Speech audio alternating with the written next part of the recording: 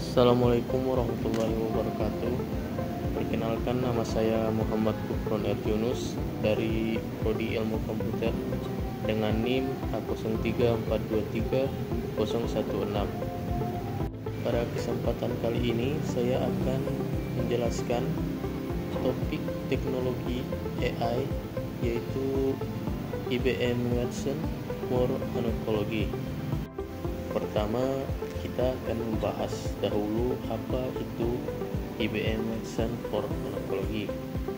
IBM Watson for Oncology adalah suatu sistem kecerdasan buatan yang dirancang untuk membantu dokter dalam mendiagnosis dan merencanakan pengobatan kanker.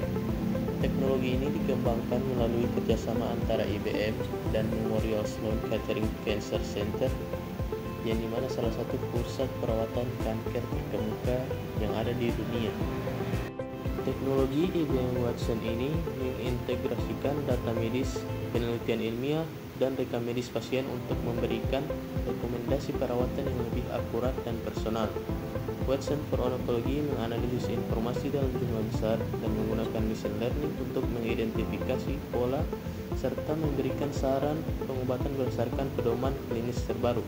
Dengan kemampuannya untuk memproses data dengan cepat dan mendalam, Watson for Oncology mendukung tenaga medis dalam membuat keputusan perawatan yang lebih informasional, meningkatkan akurasi diagnosis, dan memberikan solusi pengobatan yang lebih tepat bagi pasien kanker. Oke, selanjutnya kita akan membahas bagaimana cara kerja dari Watson for Oncology ini. Yang pertama, Watson for Oncology mengumpulkan data medis dari berbagai sumber, termasuk catatan medis pasien, literatur medis, uji klinis, dan basis data lainnya. Ini memungkinkan Watson untuk memahami konteks medis pasien secara lebih mendalam. Yang kedua, yaitu pemrosesan data. Dengan menggunakan teknik pemrosesan bahasa alami, Watson mengidentifikasi informasi kunci dalam dokumen medis yang tidak terstruktur, seperti catatan dokter, laporan radiologi, dan hasil laboratorium. Ketiga, Watson menganalisis data pasien dan membandingkannya dengan informasi yang mencakup penelitian terkini, pedoman klinis, dan uji klinis terkait kanker. Yang keempat, berdasarkan dari analisis tersebut, Watson memberikan rekomendasi untuk pengobatan, termasuk pilihan terapi yang sesuai dengan jenis kanker dan kondisi medis pasien. Oke, selanjutnya kita akan membahas contoh aplikasi nyata dari teknologi ini.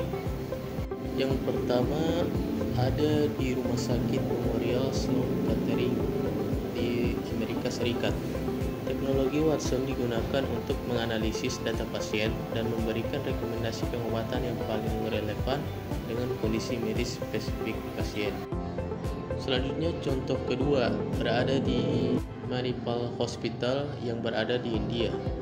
Watson digunakan untuk membantu dokter menyaring informasi dari ribuan artikel medis dan rekomendasi perawatan kanker. Yang ketiga, contohnya ada di Rumah Sakit Apollo yang berada di India. Watson digunakan untuk membantu dokter lokal memberikan perawatan kanker dengan standar internasional yang bahkan ada di daerah terpencil. Selanjutnya ada institusi riset. Contoh selanjutnya yaitu institusi riset menggunakan Watson untuk memetakan pasien ke dalam uji klinis yang sedang berlangsung berdasarkan profil genetik mereka.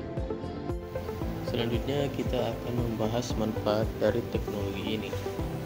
Yang pertama, pastinya teknologi ini membantu dokter untuk mengambil keputusan yang lebih tepat berdasarkan analisis data pasien, jurnal medis, dan pedoman klinik lainnya.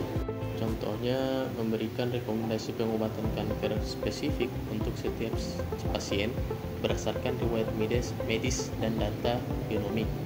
Yang kedua, yaitu mengurangi waktu yang diperlukan untuk menganalisis data pasien dan literatur medis.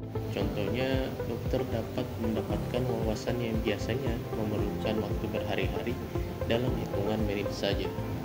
Yang ketiga yaitu mengurangi risiko kesalahan dalam perawatan kanker dengan menyediakan rekomendasi berbasis bukti. Yang keempat yaitu membantu dokter di daerah terpencil menyediakan perawatan kanker berkualitas dengan mengakses wawasan klinis terbaru. Contohnya di negara berkembang seperti di India, Watson digunakan di rumah sakit daerah untuk meningkatkan perawatan kanker.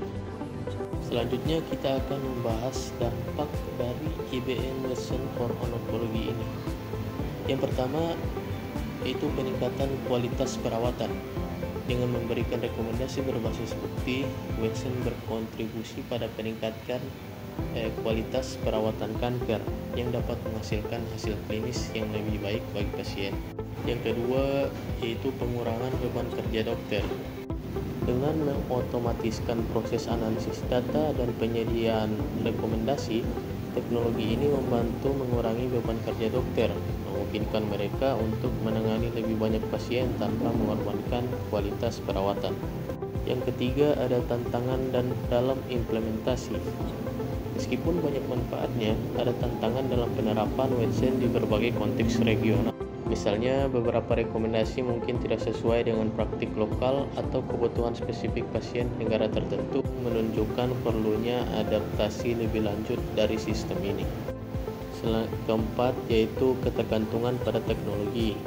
Meskipun Watson dapat memberikan dukungan berharga, penting untuk dicatat bahwa ia tidak dapat menggantikan keputusan klinis dokter sepenuhnya. Teknologi ini harus dilihat sebagai alat bantu, bukan pengganti profesional medis.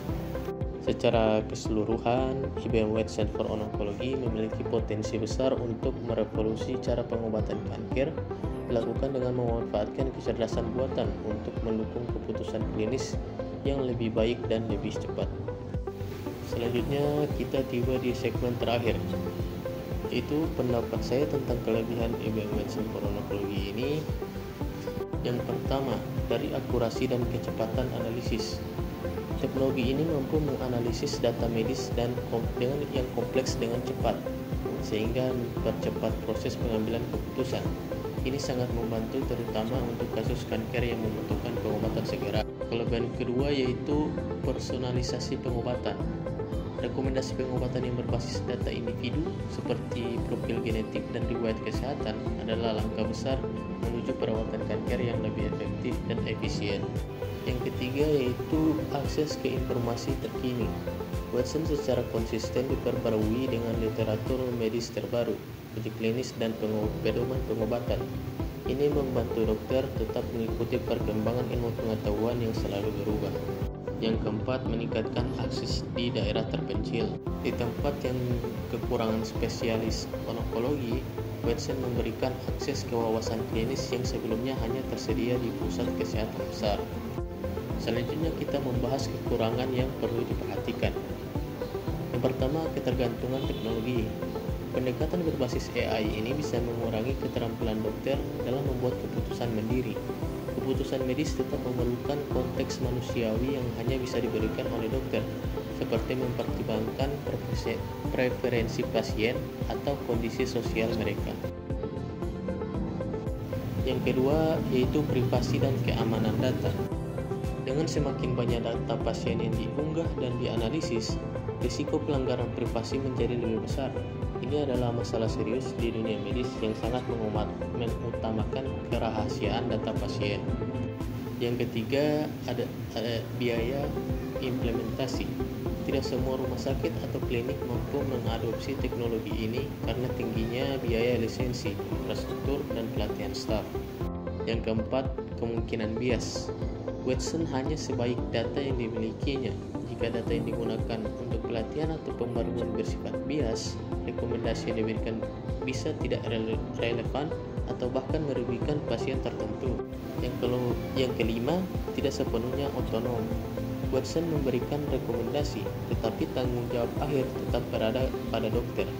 Dalam beberapa kasus, rekomendasi Watson mungkin bertentangan dengan intuisi klinis atau pengalaman dokter.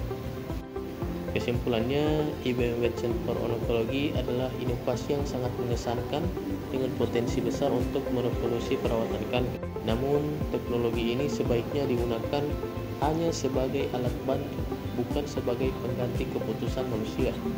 Penting bagi dokter untuk tetap memainkan peran utama dalam proses perawatan, memastikan bahwa setiap rekomendasi disesuaikan dengan kebutuhan unik pasien. Selain itu juga, tantangan terkait privasi data, bias, dan biaya implementasi perlu ditangani agar teknologi ini dapat digunakan lebih luas dan adil, terutama di negara-negara berkembang. Jika tantangan ini diatasi, Watson bisa menjadi tonggak penting dalam memajukan pengobatan berbasis data di seluruh dunia. Ya, itu saja pembahasan dari topik AI dalam bidang kesehatan ini. Mohon maaf atas salah katanya. Wassalamualaikum warahmatullahi wabarakatuh.